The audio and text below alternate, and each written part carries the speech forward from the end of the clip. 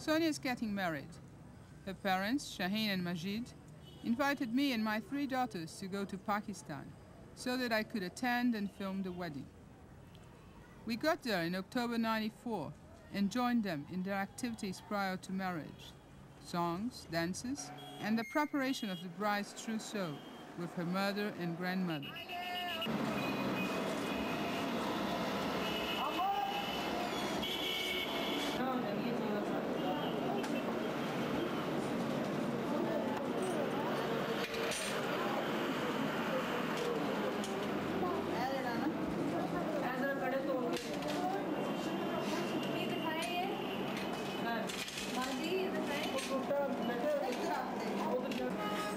ये देखा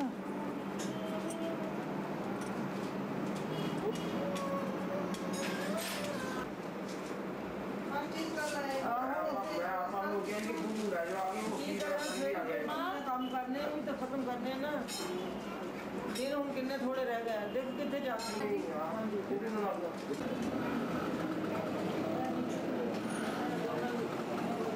मैं कहती ये उतारना नहीं उतारना नहीं अच्छा इधर नहीं रखना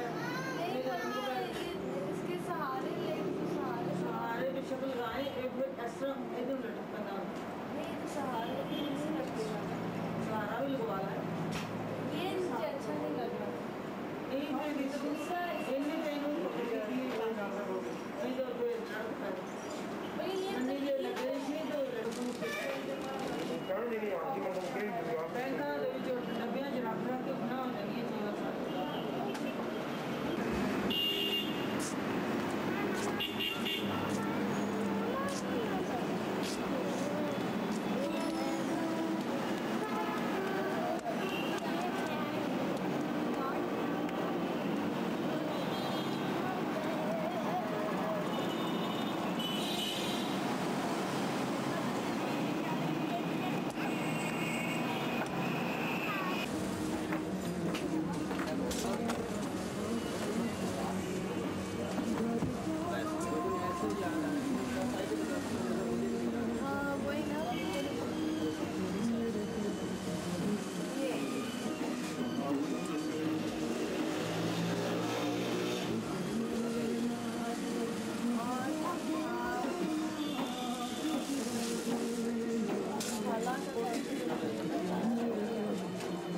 एक और सूती इसके गले के ऊपर प्लेन में मैंने लेस लगाई थी गले और बाजू पे प्रिंटेड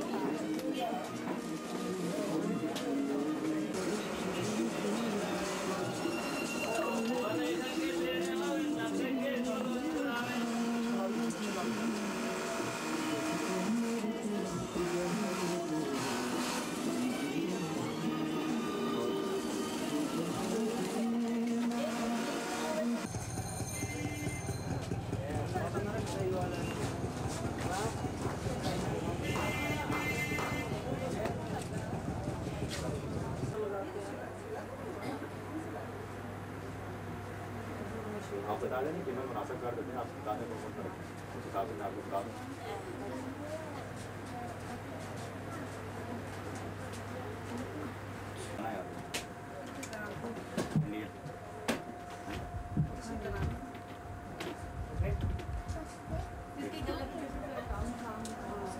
लेकिन 6 पीस रहेंगे वो बोले कि मैं 4 The Pakistani are generous people. As soon as we got there, they decided to buy wedding clothes for me and my daughters. That was also the day I learned one of the most prized women's attributes, the art of bargaining. हमने तो बनाया है ना आप जाके बेशक देंगे हमें इसे तो कोई नहीं है ना उन्हें नहीं पता वो जाके देंगे हमने इस पे मटेरियल लगाया ना इसमें का लगा हुआ 2000 आपने 1500 तो देने की तो कहता है कि ये कितने की चीज ये नहीं है देखो आप शादी के कपड़े बनवाए मुझे अंदाजा नहीं हम ये 1500 से ज्यादा का अगर मैं देनी चीज अगर आपको लेना नहीं इसके फाइनली बता देते आपको 1500 रुपए लगेंगे आप कह रहे को पत्थर में लगी यही बता रही हूं अंदाजा हो गया है ना सारा अंदाजा साढ़े अंदाजा कितने नहीं हो सकता अच्छी लगने में 200 रहते हैं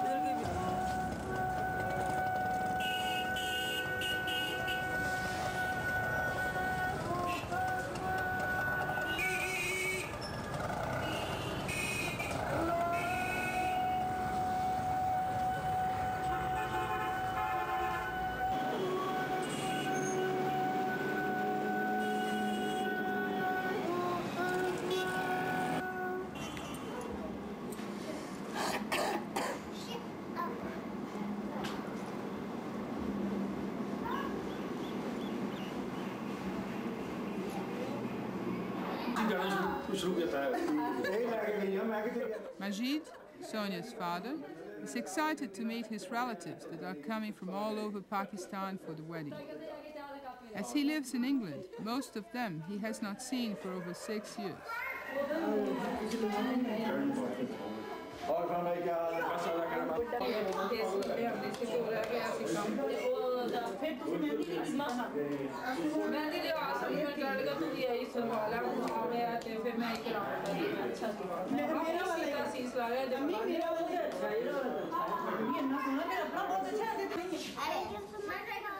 I'm marrying my cousin. That's a different matter. I've known him since I was a child. Yeah. But many of my friends who have lived, I have friends who have lived in America, they literally married people who never seen them before in their life. They just came to their house, proposed. The girl's parents liked the boy. They decided that he was from a nice family. The family seemed acceptable. The boy seemed acceptable. They asked the girl if she found the boy acceptable. Obviously, she didn't know him, and she said yes. And you know, and I don't think that any Western person could even imagine doing that.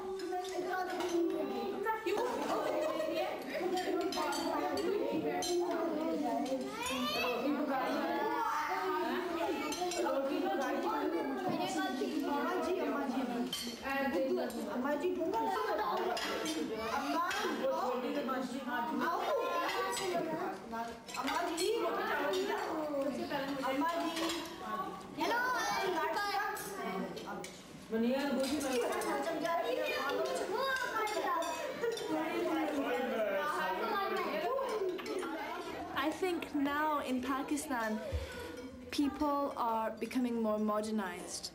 In the beginning, a woman would always try to make the marriage work no matter what. She would sacrifice a lot rather than have a divorce and go back to her parents' home. Because, see, in a Western society, a girl is independent before she gets married. And once she gets married, I mean, if she is divorced, she'll be independent again. I mean, it won't be any, but here a girl is never independent.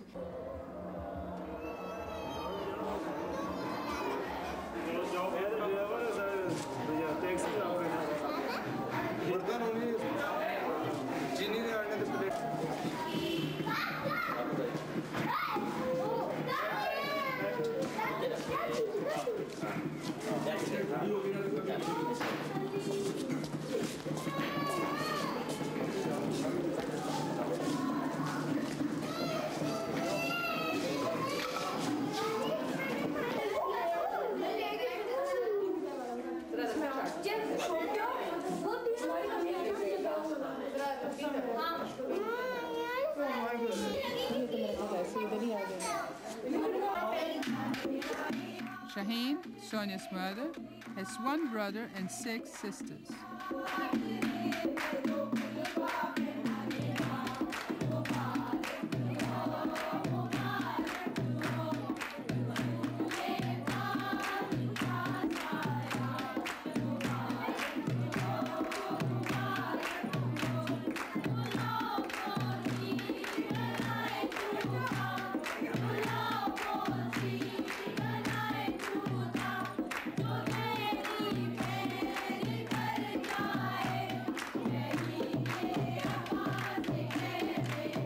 Sonia is marrying her cousin, son of Shaheen's sister, Yasmin. The mother, Meronisa, is thus grandmother of both bride and groom.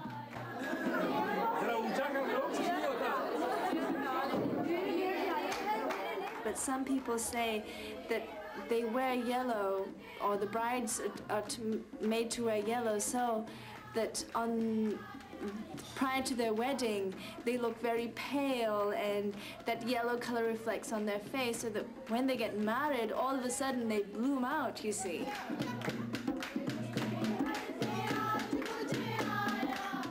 She's not allowed to have a bath for 3 days, and she's not allowed to change these clothes. She's not allowed to leave the house, and she isn't supposed to do any work. She's like totally resting.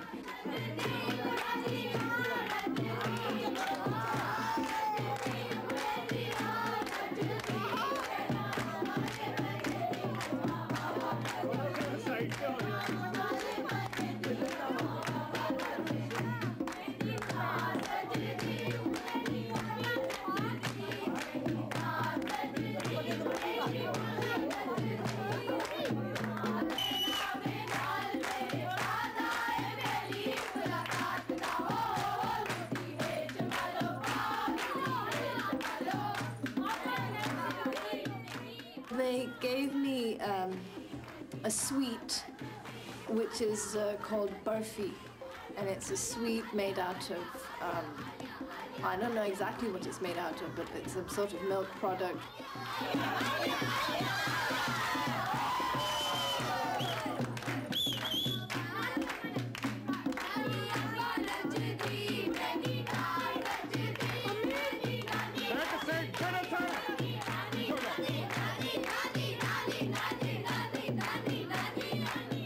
There's a herb called turmeric, that yellow thing that they put on my hand, and it's basically supposed to have the property of softening your skin.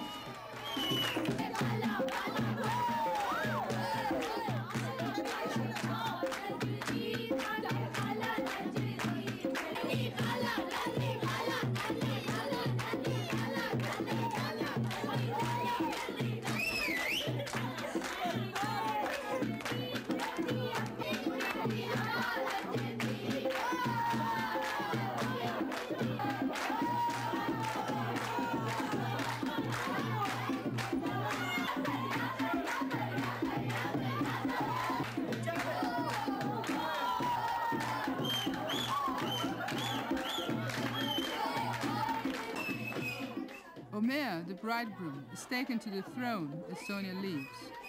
Bride and groom should not speak to each other until all the ceremonies are completed.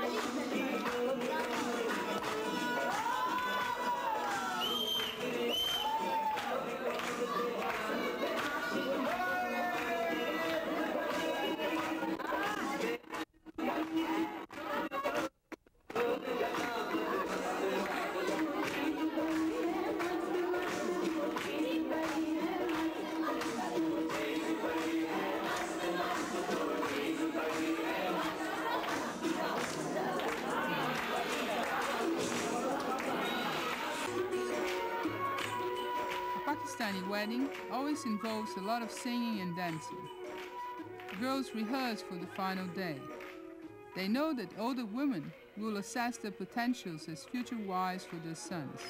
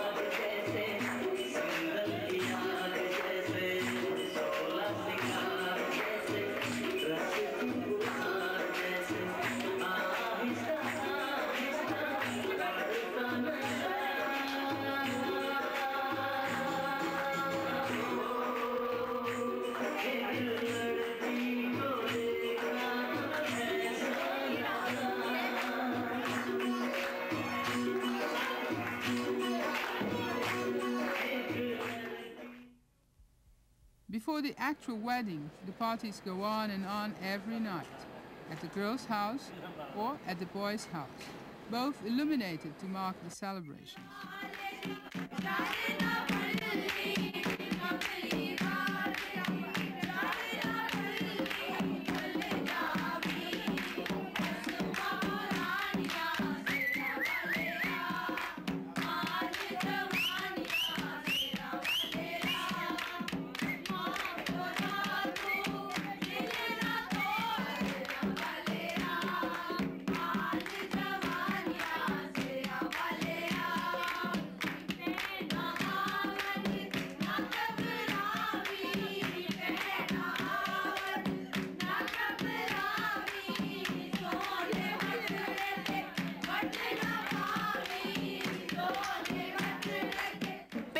This money that they encircle around the heads of their children should be picked up by poor people because it's a form of charity. So you're giving charity to protect your own children. They're looking so nice that you don't want any evil. It's like an evil eye. You don't want anybody's evil eye on them, so you're protecting them.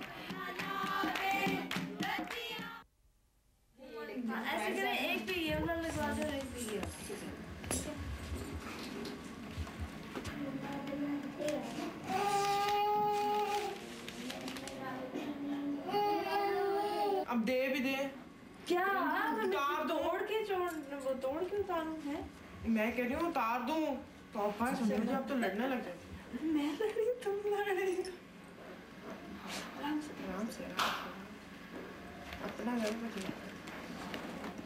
आराम से कहाँ उछल रही है मैं तो उछल ही नहीं रही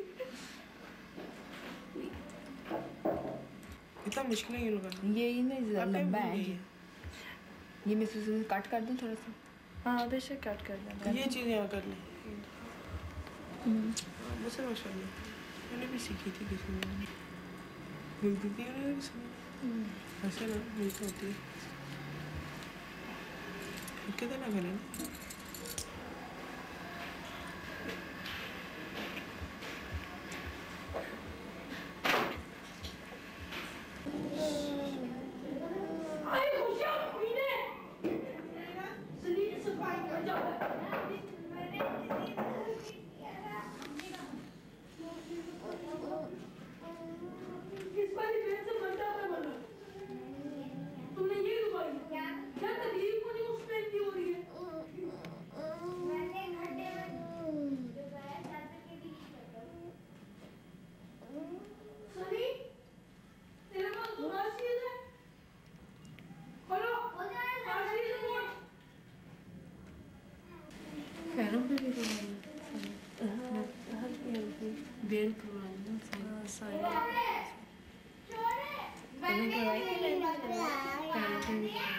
सिर्फ ज़्यादा नहीं लगाई थी पैरों पे अच्छी साइज पे लगाई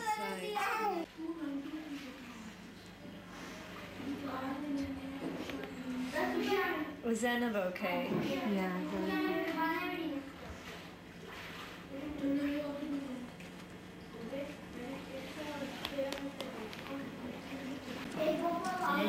कराची भी जाना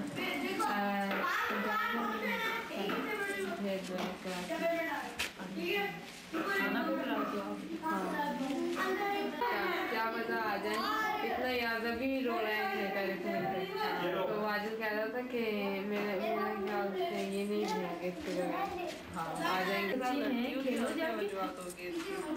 बच्चों के साथ खेलो जाके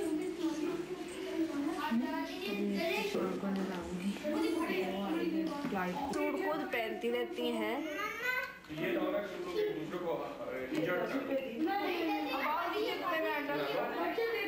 इन्होंने पटाखों का इतना बड़ा चंदा जमा कर लिया है कि कहीं ये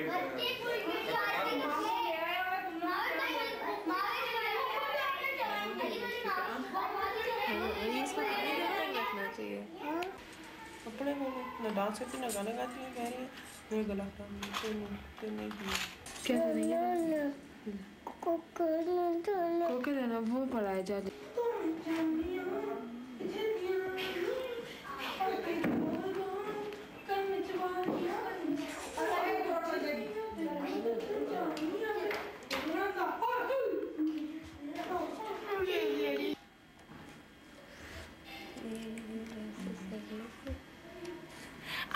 henna is supposed to have a lot of properties.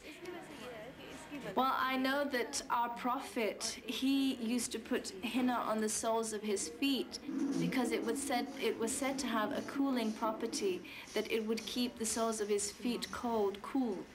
Because obviously he was in Saudi Arabia and in the deserts and in such a warm place, and it was known that he would put henna on the soles of his feet to keep them cool.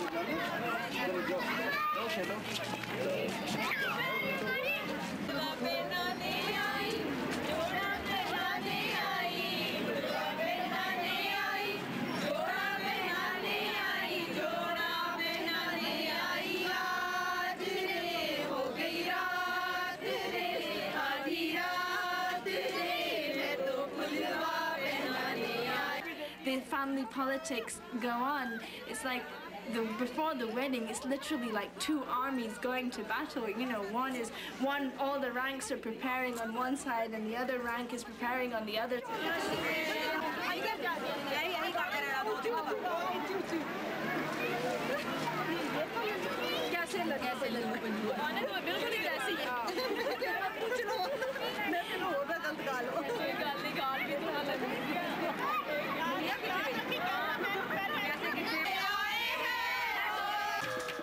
And what usually happens at weddings is, especially on the henna days, that it will be like there will be a sort of a challenge between the girls' side and the boys. The girls' side will sing a song, and then the boys' side will, in order to sort of, will sing a song that's sort of been a challenge to that song, you know, something better, or to give an answer to that song. And it gets pretty intense, and it's sort of like very political, you know.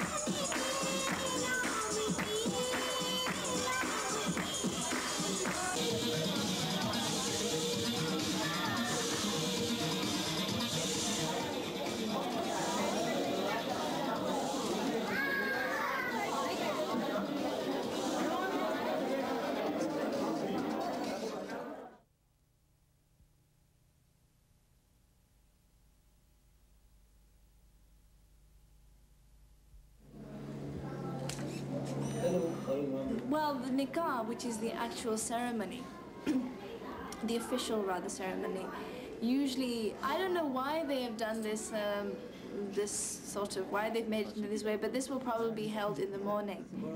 Either it would be held on the henna day, the day of the mendi. Either in the morning, the bridegroom and some of his elders will come along with the Maulvi, and there will be the nikah ceremony.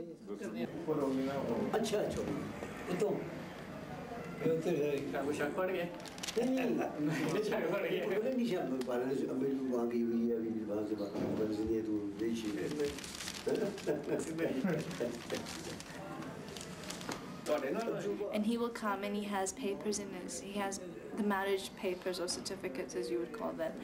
And I will be sitting in a separate room. My husband or the fiancé would be sitting in a separate room. And he will ask me 3 times if I have accepted, if this is acceptable to me. And I have to say yes to him 3 times. And he says this to make sure that there's no burden on me or that I'm not being forced into marriage. And he will ask the boy, and once they've said yes, we'll both sign on the papers.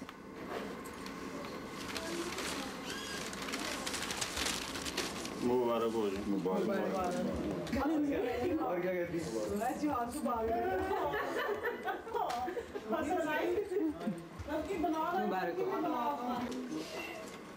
रोज का scene नहीं होगा असल में खुश होना है ठुमका लगाया है लगी रहा मैं निशानी आप पे बात दे देना निशानी मुबारक गिव इट टिश्यू पेपर वो नहीं आई नहीं आई नहीं लगा दे नहीं आई नहीं लगा दे ओ आ गए हो गया أما بعد فأعوذ بالله من الشيطان الرجيم بسم الله الرحمن الرحيم يا أيها الذين آمنوا اتقوا الله حق تقاته ولا تموتن إلا وأنتم مسلمون وقال الله تبارك وتعالى في مقام آخر. At the nikah, Majid, Sonia's father, hands over formal responsibilities for her to the bridegroom. وخلق منها زوجها وبث منهما رجالا كثيرا ونساء واتقوا الله الذي تساءلون به والأرحام إن الله كان عليكم رقيبا. النكاح من سنتي فمن رغب عن سنتي فليس مني أو كما قال عليه الصلاة والسلام. صدق الله.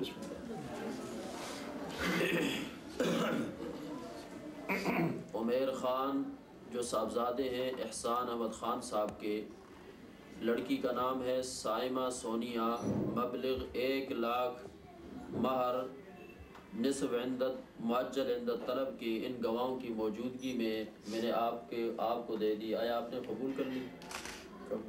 जी। इनका मुस्तक़बिल अच्छा फरमा, हर फितना और फसाद से महफूज फरमा। रब्बना तक़ब्बल मिन्ना इन्नका अंतस समीउल अलीम व तुब अलैना इन्नका अंतत तव्वाबुर रहीम व सल्लल्लाहु तआला अला खैरि खल्क़िही सय्यिदिना व मौलाना मुहम्मदिन व अला आलिही व अस्हाबिही अजमईन برحمتك يا ارحم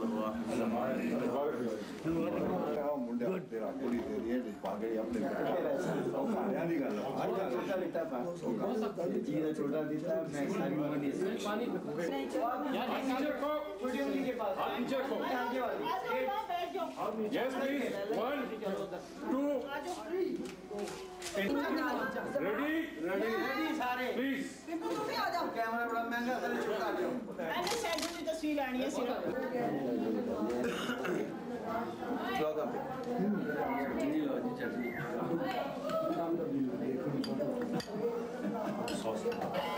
सॉस लो. मैं बहुत नाश्ता करके आया हूँ. Traditionally, the bridegroom's family receives gifts from the bride's family. फिर उतार दी मारूंगी अब मैं मारूंगी खोल के रखो ना. ओए खोल.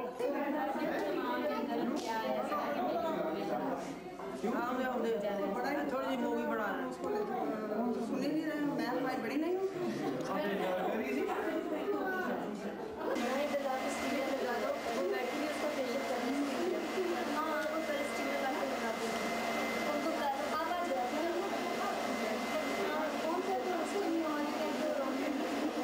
The bride, she gets ready and she wears a red dress, and then what happens is there's a ceremony at the boy's house. Everybody is ready, the boy is ready, the girl is ready. Girl is in her own home, boy is in his home, and all the elders of the boy's family, it's called Sera Bandi. Sera is actually a headdress. Bandi means, I think, to tie it on. So it's a ceremony of tying on this headdress.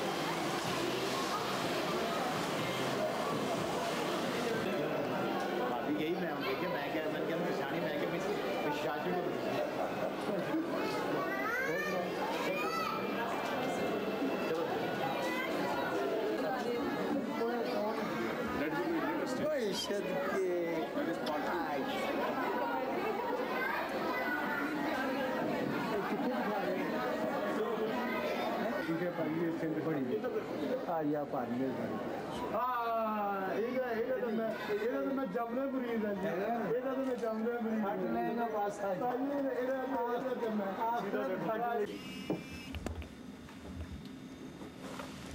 थोड़ा centre centre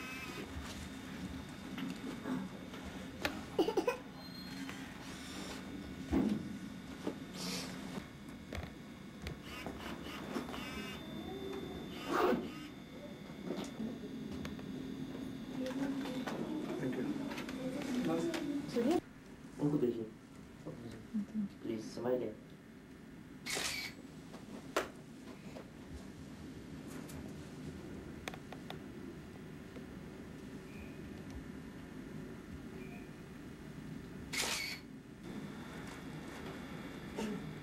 अब पता चलता है movie stars कैसे मैंने pass on कर दिया अच्छा इस यहाँ पे लिपस्टिक नहीं पता क्या है वो इसका दिल सा है एक ना इसलिए मैं कुछ नानी चारी को क्या है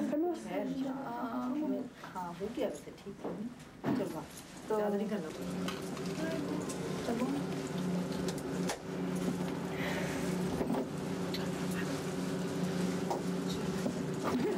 picture. Ready?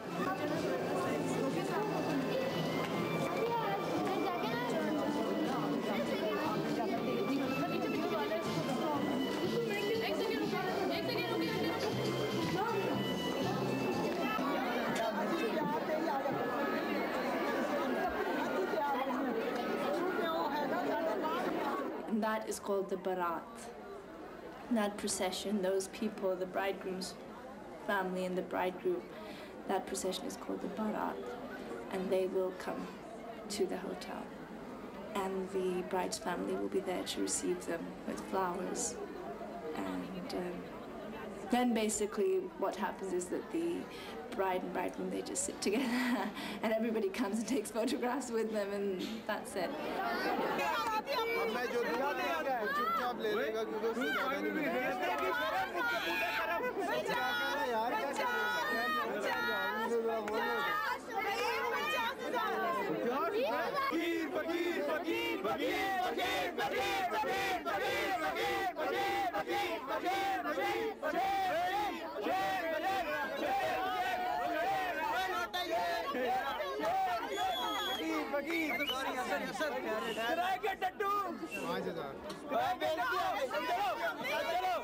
Then there are the little, the bride's sisters, they have other little traditions. They, as I told you yesterday, they will hide the boy's shoe and they will ask him for money, and unless he gives them the amount that they want, they won't give him his shoe back. And so there's a lot of bargaining goes on between the bridegroom's family and his brothers and the bride's sisters, and they're all rowing and bargaining, and they say, okay, we'll give you this much, and they say, no, we want this much. And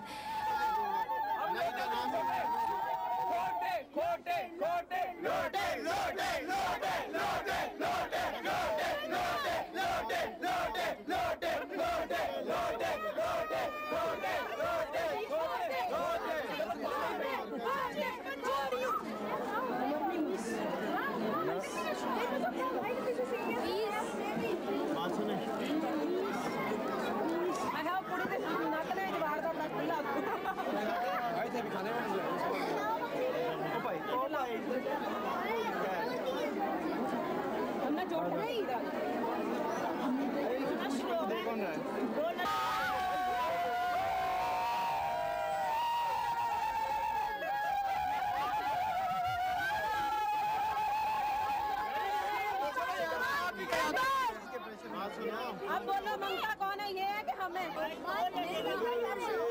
कितने की? उसका यार 15,000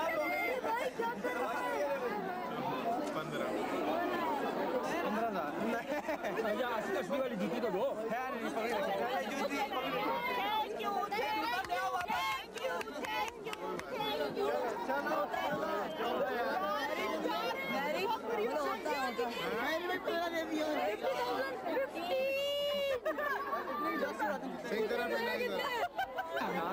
How much did you pay for the shoe?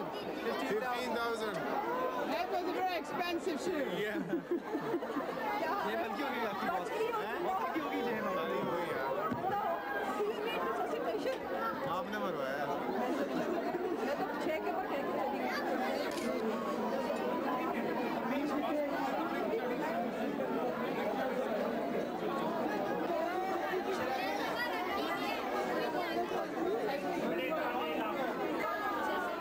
After everything is over, after the couple have sat there and everybody has met them, and then all the guests have dinner, then it's time for the bride to leave. Bride and bridegroom both. That's called the rukhsati. The rukhsati means that the bride is now leaving. She's leaving her home, or as in this case, the hotel rather, and she is now going with her to her new home.